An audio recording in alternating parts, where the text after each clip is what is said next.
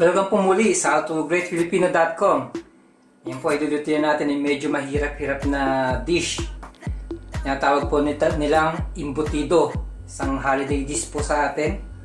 Kaya ito po ang ating mga gagamitin. Meron po ako rito minced pork. Pwede rin po kayong gumamit ng ground pork. Meron ako rito hot dogs. Pwede rin kayong gumamit ng Vienna sausage. Or ang gamit ko kasi rito is Pure Foods hot dog. Tapos meron tayo ritong raw eggs, salt, ground black pepper, sweet pickle relish, tomato paste. Meron tayo ritong cheddar cheese, grated, bell pepper, red and green, raisins, carrots, breadcrumbs, hard-boiled egg, onion, at gagamitin po tayo ng aluminum foil.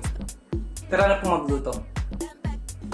Okay po, bali nilagay ko na yung ating minced pork sa isang container.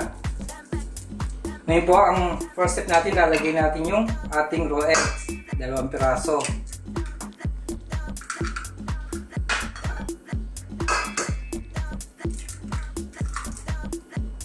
Ngayon po, maglalagay tayo ng konting asin, paminta,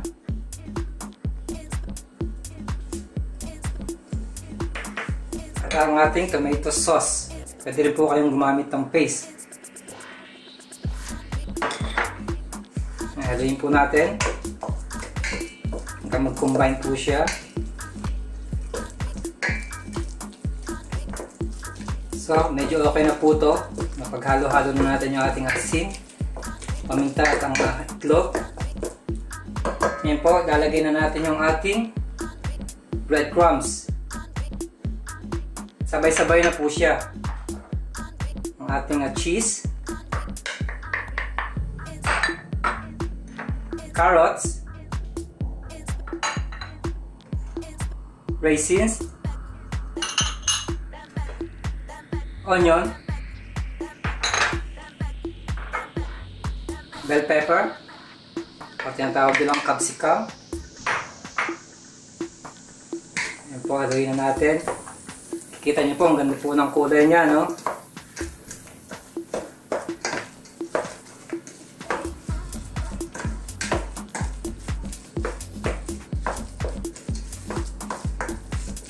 Ngayon po, maglalagay tayo ng sweet pickle relish.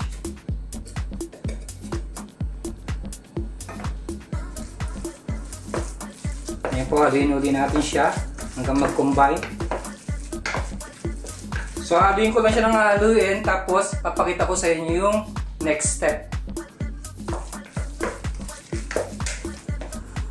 So, okay po, na-mix ko na po ng maigi yung ating mga mixture. So, mangyari lang po, kailangan natin ng aluminum foil. So, maglalatag na po tayo.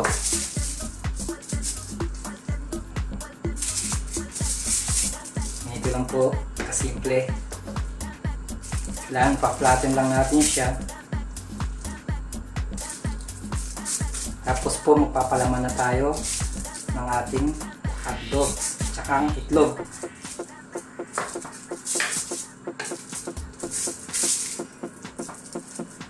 Make sure lang po na flat talaga siya. Kung mapapalapad nyo pa siya ng medyo mas malaki, mas maganda. Ganyan lang po. Ngayon po, maglalagay na tayo ng hotdog. Itlog. Bali yung itlog, kinat ko lang po siya ng quarter na 4 na piraso. Ganyan lang po. Tapos po, pull na natin siya.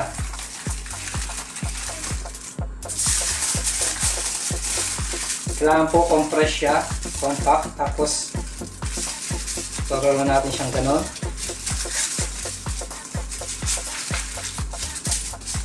Lock natin dito. Tapos po, roll na natin siya.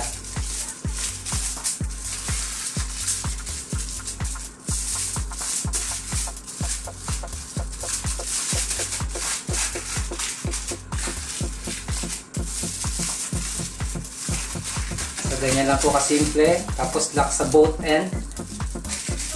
Nasa sa inyo kung paano, kung gusto nyo i-fold nyo, kung gusto nyo i-lock lang ng ganito na parang gumagawa kayo ng ice candy. Ganyan lang po hanggang maubos na yung ating mixture. Kumuha na rin po ako ng isa. Tapos ready na po siyang i-steam na mga 1 hour. So tatapusin ko na po yung mga natitirang mixture. Ibabalot ko na sa aluminum foil. Tapos makikita nyo yung next step.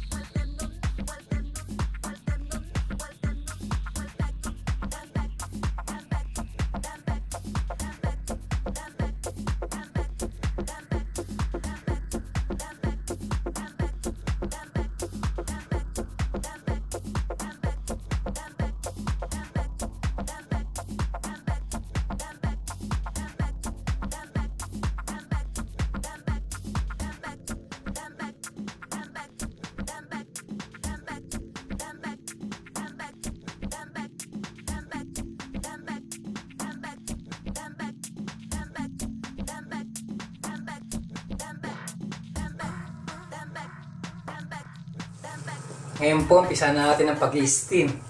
Lalatag ko na po yung ating embutido. Make sure po na tight yung both ends ng inyong embutido para di siya bumukas. Lagay na po natin siya.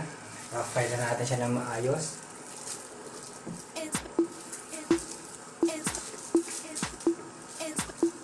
So mangyari lang, mga 1 hour natin siyang i-steam, tapos bubuksan na natin siya at pwede na rin siyang ihain. So takpan po natin. Muli, 1 hour, magsiset po ako ng timer.